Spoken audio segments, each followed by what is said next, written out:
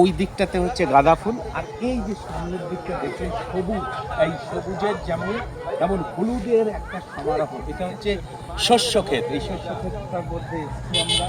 আর এখানে ফুল, এই যে ছোট ছোট দেখুন ফুল গাছ চাষ হচ্ছে।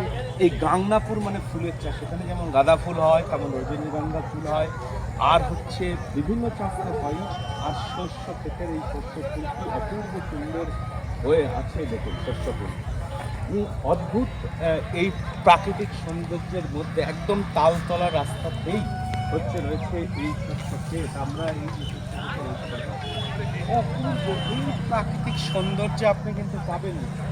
মানে এই যে আমরা ইট কাঠ বালি পাথরের মধ্যে আছি, কিন্তু এই যে দেখুন দৃশ্যটা খালি একবার দেখুন যে কি অবস্থাতে, কি সুন্দর এই প্রাকৃতিক সৌন্দর্য এই শস্য ফুল হয়ে আছে।